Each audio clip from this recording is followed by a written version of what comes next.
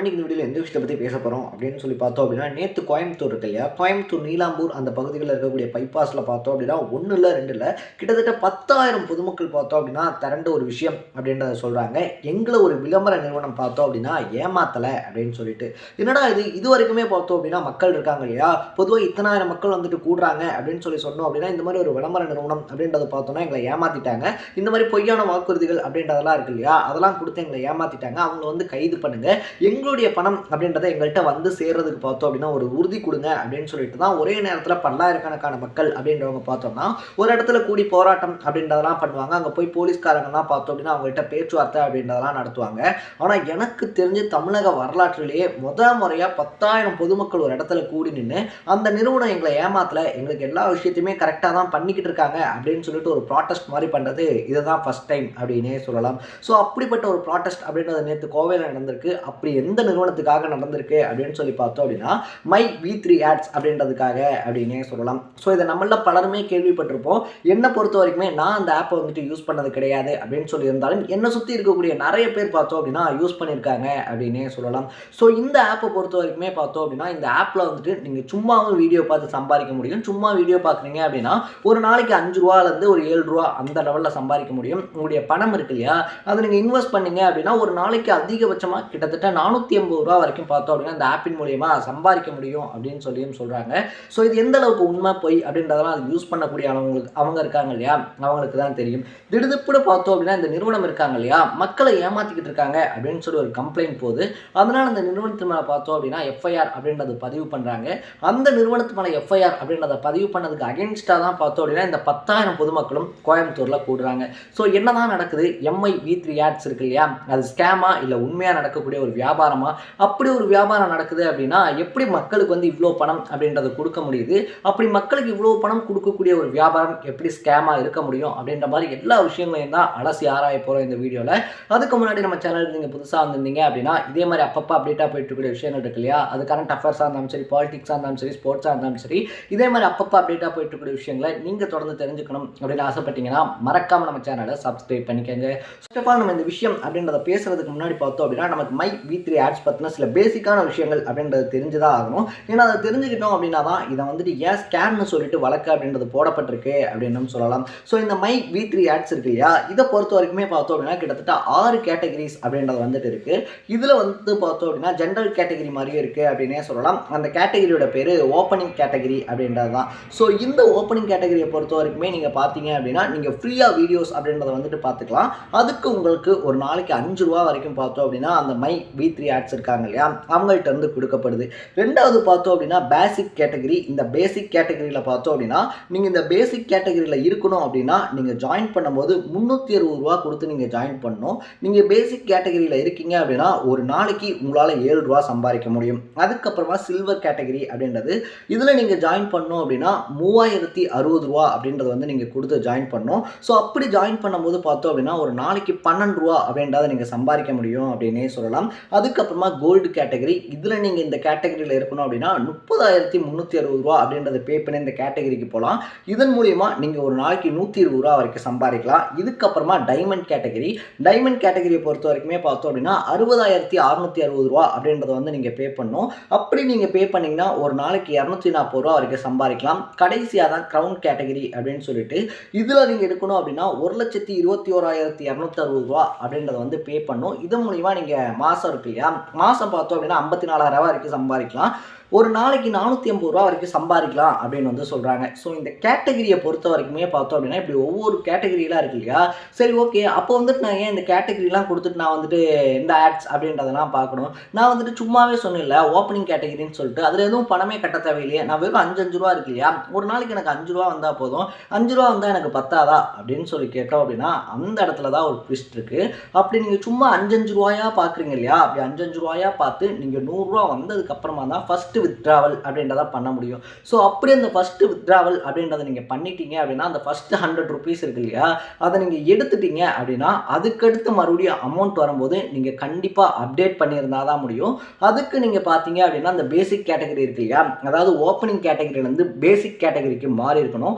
நீங்கள் அதுக்கு மாறினீங்க அப்படின்னா தான் உங்களுடைய செகண்ட் வித்ட்ராவல் அப்படின்றதையே பண்ண முடியும். அதுக்கு நீங்கள் ₹360 அப்படின்றத பே பண்ணணும். ஸோ நம்ம சொன்னோம் இல்லையா, முன்னாடி சொன்ன 360 இருந்தாலும் சரி, 3060 இருந்தாலும் சரி, 30,360 இருந்தாலும் சரி, 60,620, 1,21,260 அப்படின்னு சொல்லிட்டு இந்த மாதிரி நீங்கள் பே பண்ணக்கூடிய அமௌண்ட்ஸ் எல்லாத்துக்குமே பார்த்தோம் அப்படின்னா அவங்க சைட்லேருந்து ஹெர்பல் ப்ராடக்ட்ஸ் அப்படின்றத உங்களுக்கு சர்வீஸாக கொடுத்துட்றாங்க. ஸோ இந்த ஹெர்பல் ப்ராடக்ட்ஸ் எல்லாத்தையுமே நீங்கள் அவங்கள்ட்ட காசு கட்டி வாங்கினீங்க அப்படின்னா தான் உங்களுக்கு இந்த அமௌண்ட் அப்படின்றது பார்த்தோம் அப்படின்னா டெய்லி ஆட் ஆகிக்கிட்டே இருக்கும் அப்படின்னே சொல்கிறாங்க. ஸோ இது மட்டும் இல்லாமல் இந்த கேட்டகரிஸ் இருக்கு இல்லையா, இந்த கேட்டகரிஸ் மட்டும் இல்லாமல் பார்த்தோம் அப்படின்னா நீங்கள் வேறு எப்படி சம்பாதிக்கலாம் அப்படின்னு சொல்லி பார்க்கும்போது உங்களுக்கு கீழே ரெஃபரன்ஸ், அதாவது இப்போ நீங்கள் ₹1,21,260 கட்டி சேர்ந்துருக்கீங்க அப்படின்னு சொல்லி வச்சுக்கோங்களேன். இதே மாதிரி உங்கள் ஃப்ரெண்ட்ஸ் யாராவது வந்துட்டு சஜஸ்ட் பண்ணுறீங்க, டே நான் ஒரு நாளைக்கு ₹450 சம்பாதிக்கிறேன்டா, மாதம் ₹12,000 சம்பாதிக்கிறேன், போட்ட காசை 10 மாதத்தில் எடுத்துடலாம், நீயும் வாடா அப்படின்னு சொல்லி சொல்லும்போது நம்ம பணம் வாங்குறத பார்த்து நம்ம பணம் எடுக்கிறத பார்த்து கண்டிப்பாக நம்ம ஃப்ரெண்ட்ஸும் உள்ளே வருவாங்க. ஏன்னா நம்ம விளம்பரம் மட்டும்தான் பார்க்குறோம் அப்படின்னு சொல்லிட்டு.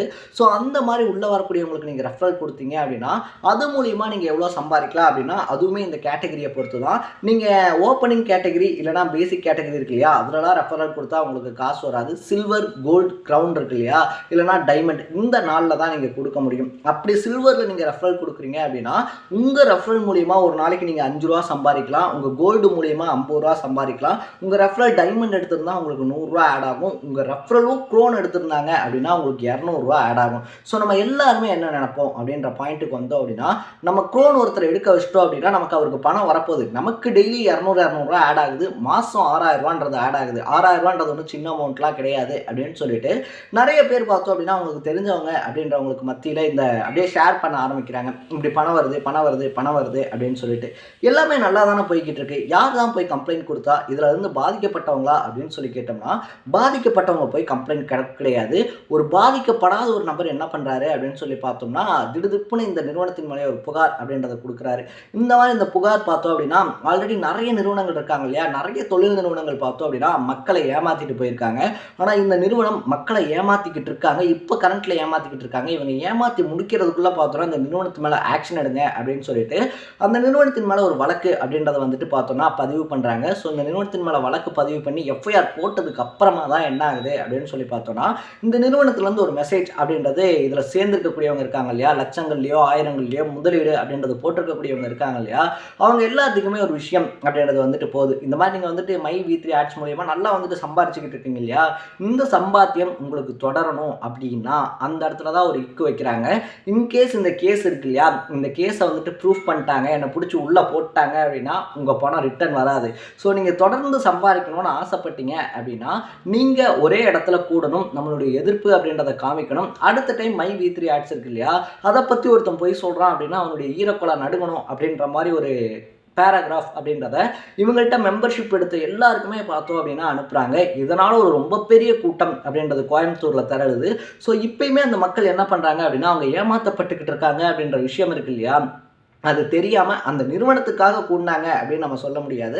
அந்த நிறுவனத்துலேருந்து போன மெசேஜ் இருக்கு இல்லையா, ஐயோ நம்ம போகல அப்படின்னா அப்போ நம்மளுடைய காசு இருக்கு இல்லையா, நம்மளுடைய காசு திருப்பி வராதா, இந்த நிறுவனத்தை மூடிட்டாங்க அப்படின்னா நம்ம இப்போ தானே கையில் இந்த காசெல்லாம் போட்டு இன்வெஸ்ட் பண்ணியிருக்கோம், என்னடா பண்ண போகிறோம் அப்படின்னு சொல்லிட்டு ஒரு பதட்டத்தில் ஓடி இருக்காங்க அப்படின்னு தான் சொன்னோம். ஸோ இதனால தான் கோயம்புத்தூரில் பார்த்தோம் அப்படின்னா கிட்டத்தட்ட 10,000க்கும் மேற்பட்ட மக்கள் ஒரே நேரத்தில் கூடியிருக்காங்க. தமிழ்நாட்டில் மட்டும் கிடையாது, கோயம்புத்தூர்லேருந்து மட்டும் கிடையாது, தெலுங்கானா, ஆந்திரா, கர்நாடகா அப்படின்னு சொல்லிட்டு பல மாநிலங்கள்லேருந்து பார்த்தோம் அப்படின்னா பஸ்லலாம் வேற வந்து இறங்கியிருக்காங்க அப்படின்னு சொல்லப்படுது.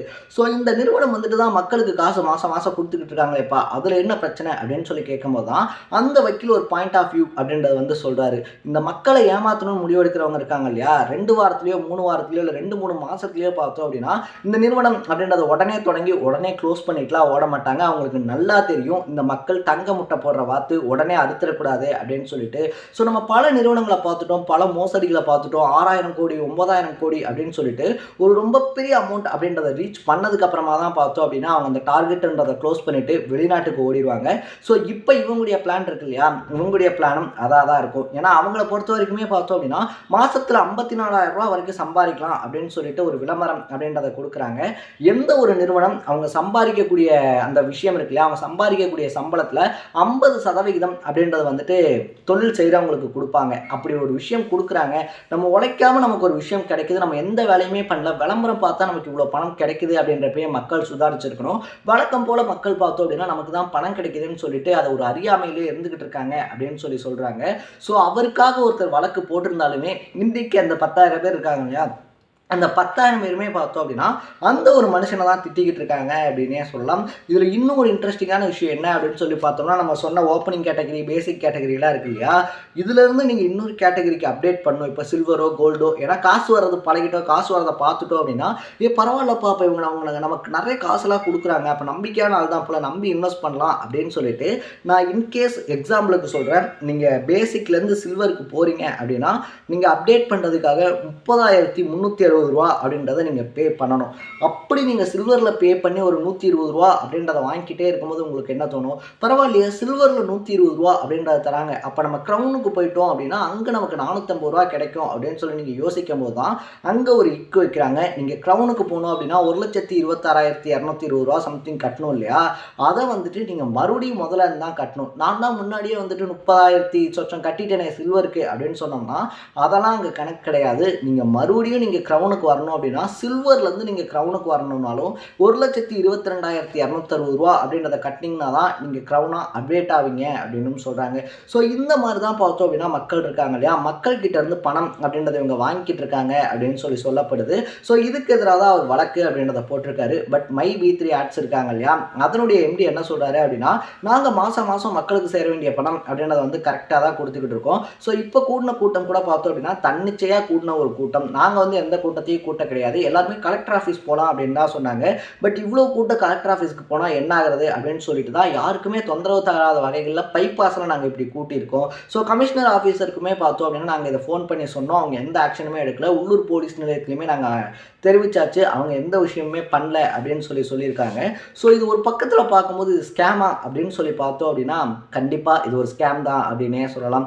யாராக இருந்தாலுமே சின்ன மீனை போட்டு தான் பெரிய மீனை பிடிக்க முடியும் அப்படின்றது எல்லாருக்குமே தெரிஞ்ச ஒரு விஷயம் தான். ஸோ இதை நான் இப்போ சொல்கிறதுனால என் மேலே கூட நீங்கள் கோவப்படுவீங்க, அவன் அந்த மகராசை அள்ளி கொடுத்துக்கிட்டு இருக்கான், இவங்களுக்குலாம் பொறாமை அப்படின்னு சொல்லிட்டு நான் மறுபடியும் அதே விஷயத்தை தான் சொல்கிறேன். விளம்பரம் பார்க்கறதுனால நமக்கு இவ்வளோ பணம் வருது, நம்ம சும்மா இருந்தே இவ்வளோ சம்பாதிக்க முடியுது அப்படின்னா நம்ம எந்த இடத்துல ஏமாந்துக்கிட்டு இருக்கோம் அப்படின்றத யோசிச்சு பாருங்க. நீங்கள் 1,26,220 ரூபா கொடுக்குறீங்க இல்லையா, அதை உங்களுக்கு ஒரு நாளைக்கு டிவைட் பண்ணி அந்த அமௌண்ட்டை விட உங்களுக்கு கம்மியாக தான் தரப்படுது. அப்படி நீங்கள் இன்னொருத்தரை ரெஃபரலாக சேர்த்து விட்றீங்க இல்லையா, அவருடைய 1,00,000 அப்படின்றது அவங்களுக்கு மொத்தமாக போகுது. ஸோ இவங்களுக்கு எந்த பணத்தை தருவாங்கன்னு சொல்லி பார்த்தோம்னா, இவரால் ரெஃபரலாக ஒருத்தர் சேருவார் இல்லையா, அவருடைய அமௌண்ட்ன்றதை டிவைட் பண்ணி தான் இவருக்கு டெய்லி கொடுப்பாங்க.